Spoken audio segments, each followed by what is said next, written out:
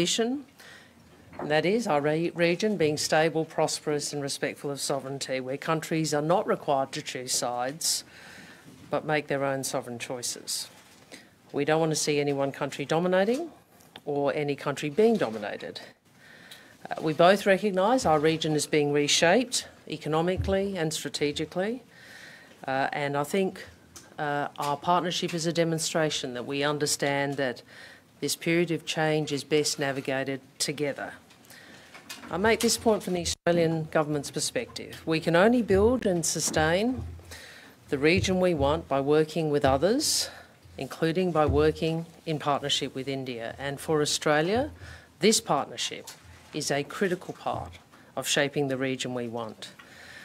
We agree that we have to continue to deepen our relationship, and I'm pleased to flag with you that Dr. Jaishankar and I have agreed that we will keep working to expand our relationship, including our diplomatic footprint in each other's countries. We're looking forward to opening a Consul General for Australia in Bengaluru, in the heart of India's technology industry, sometime next year, and we look forward to Dr. Jaishankar being able to finalise an additional presence here in Australia.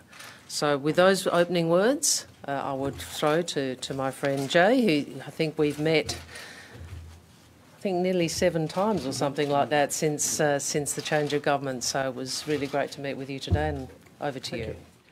Thank you very much. Let me begin by, first of all, thanking you really for a very nice welcome, because when I came into Canberra yesterday, I saw the old Parliament building lit up in our national colours, and there's nothing can be more touching than a gesture like that.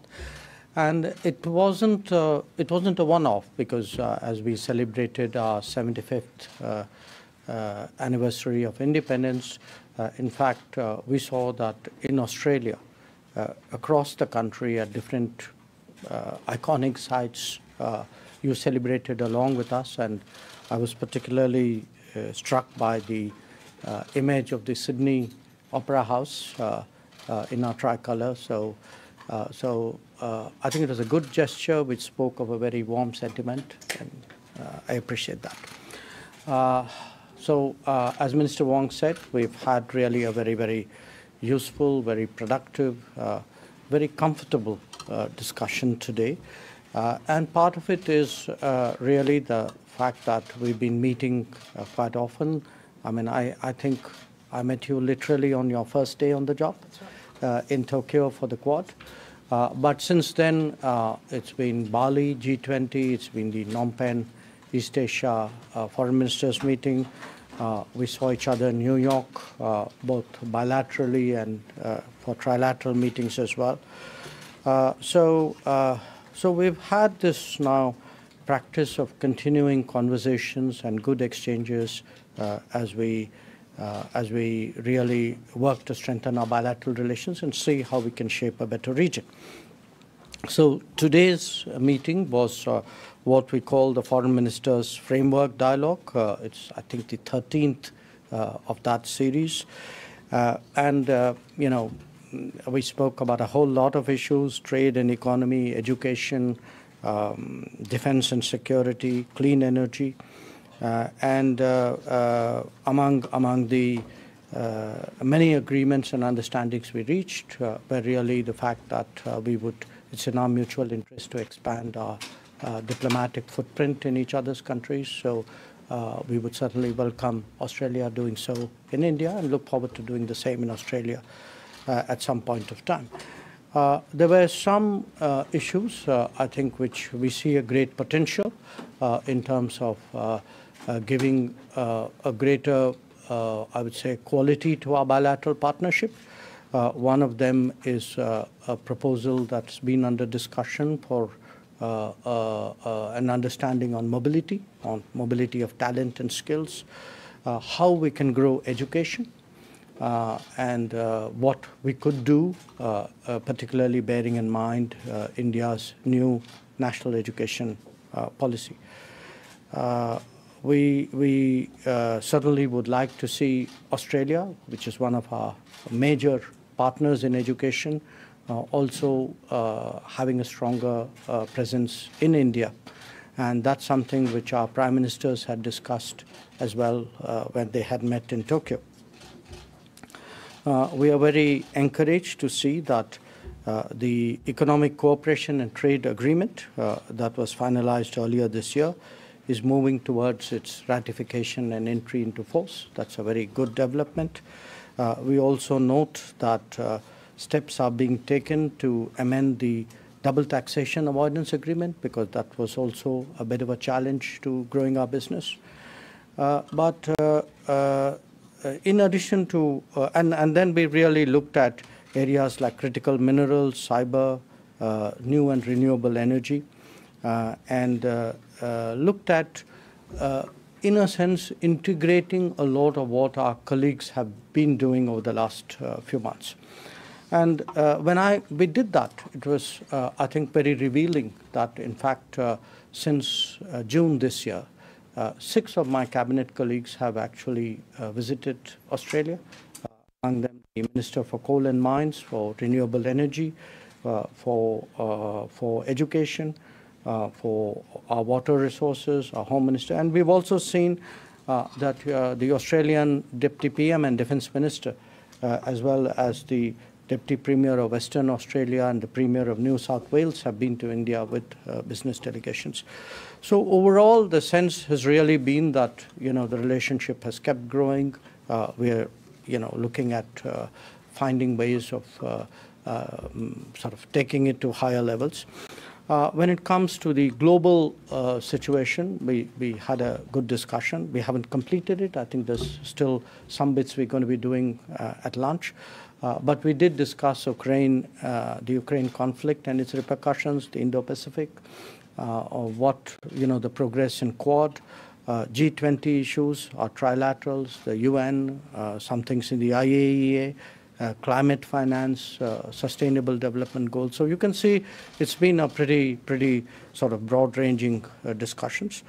I think the underpinning of that really is that as liberal democracies, we both believe in a rules-based international order, in freedom of navigation in international waters, in promoting connectivity, growth, and security for all, and as Minister Wong said, in ensuring that countries make sovereign choices on matters that are important to them. Over lunch, I expect that we will be taking up a few other issues. I would like to share with her our perspectives on the Indian subcontinent. Particularly, I would like to discuss some issues on terrorism, on countering terrorism. I look forward to hearing on this region from her.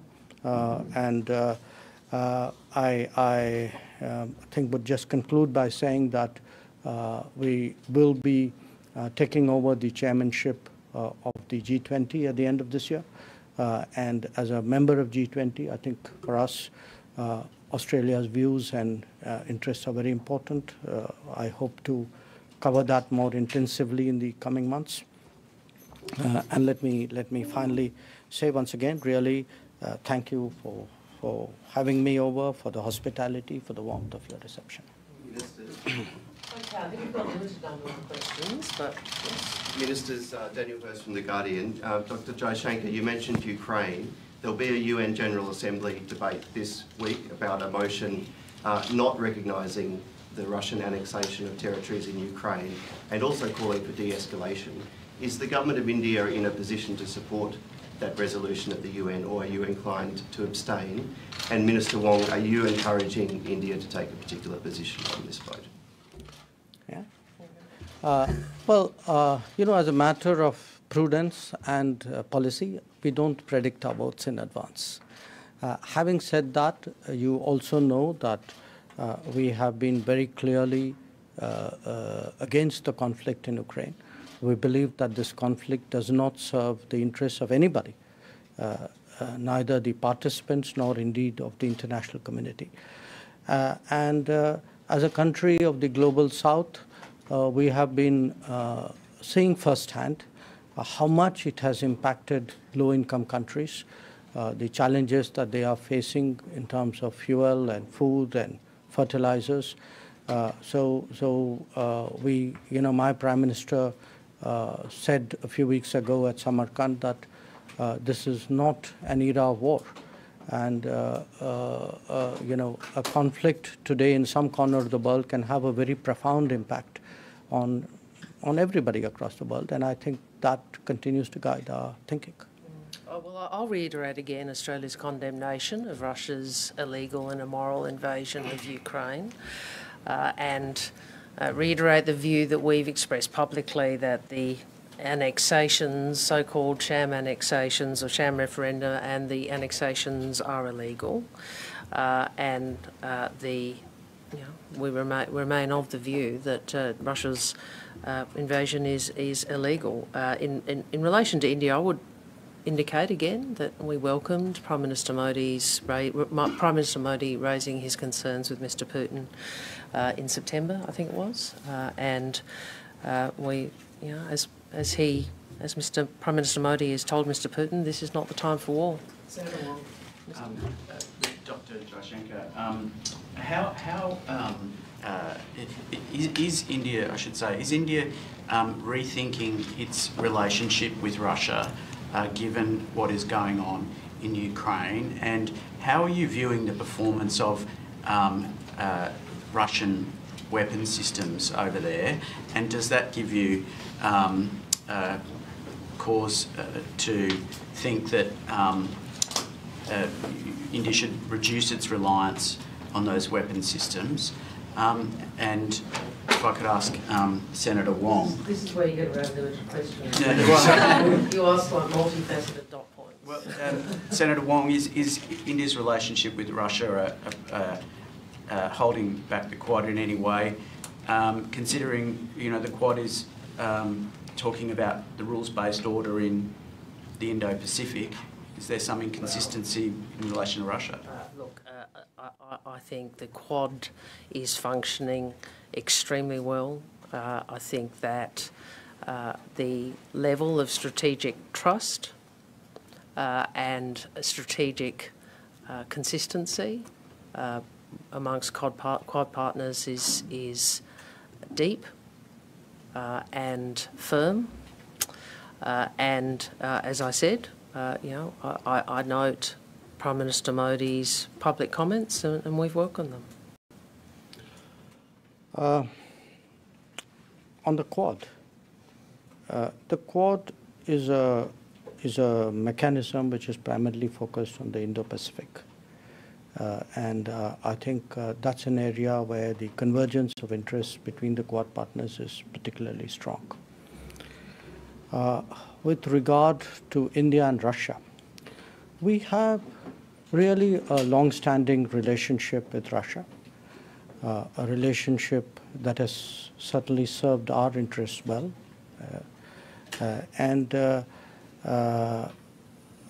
When you asked about the military equipment issue, we have, as you know, a substantial inventory of Soviet and Russian origin weapons.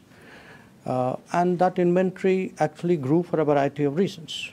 The merits of the weapon systems themselves, but also because for multiple decades, Western countries did not supply weapons to India, and in fact saw a military dictatorship next to us as the preferred partner.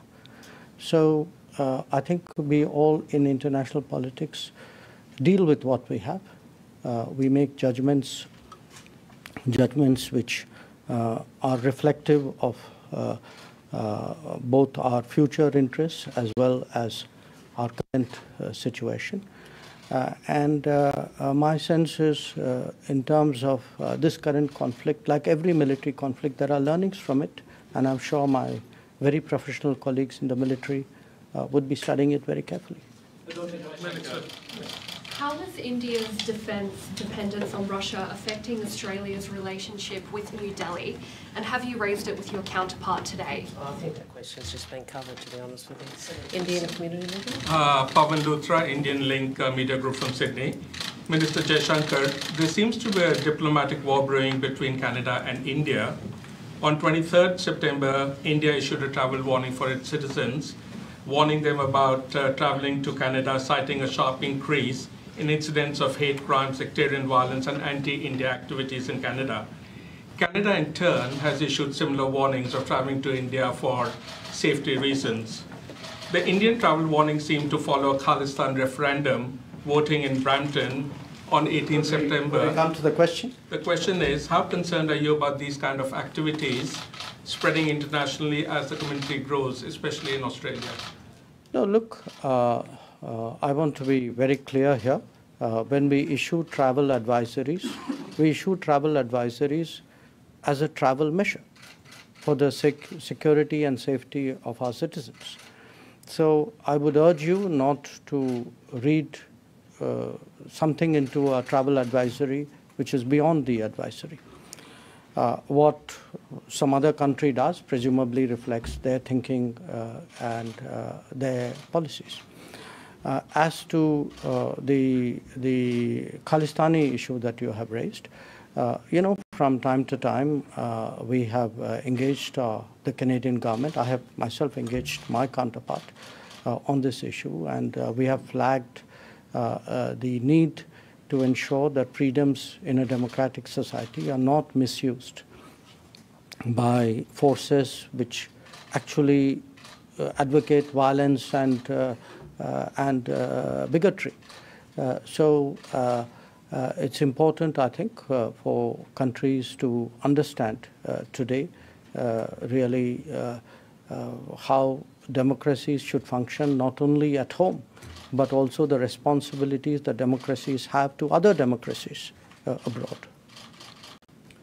Okay, so one last question, but before I throw to David Crowe, I'm just going to make this point about just from Australia's perspective, relevant to the question you asked, that the Indian diaspora is a valued and important contributor to our vibrant and resilient multicultural society. Thank you, Minister. A question on naval matters that are closer to home, AUKUS, and also the operations of the Chinese Navy. There has been some comment recently from China about naval operations in the Indian Ocean. I wonder whether there are any concerns in India about that. And related to this, Australia obviously has the AUKUS plan for nuclear-powered submarines. Does India see that as being in any way a problem at the IAEA, or is it something that India sees as helping for the stability of the region? And I'd be interested in, Senator Wong, in your comments on this also, in terms of what position you would seek from India on AUKUS. Well, on your first question about the Indian Ocean and the naval presence of countries in the Indian Ocean, I think it's important to appreciate that a naval presence that strengthens, safety and security and contributes to prosperity and progress in a region, by definition, is an asset to the strategic scenario of that region. Now, where we are concerned, when I look at my own Navy, other than securing our national security, we have over some years now developed a reputation, rightly, of being a first responder. We have been available when natural disasters strike, when COVID problems happened, when different countries got into difficulties of various kinds. So I think a lot of it is really what is the intent, what is the messaging, what are the behavioral characteristics, how transparent you have been I think these are all factors when any country assesses the presence of any other country's naval forces. On the AUKUS, look, the issue did come up for debate at the General Conference, and I think the IAEA Director General, who is a very, very seasoned and very respected professional in that particular domain, is someone I know myself, having worked in that field for many years, as very well. I think he gave a very objective assessment of what the issue was all about, and I think we respected that, and we urged other members to do so as well. On AUKUS, very briefly, as you know, Australia is seeking to replace a necessary capability. Australia has no intention of acquiring nuclear weapons. We remain compliant with the NPT. We have an impeccable record when it comes to compliance with the NPT.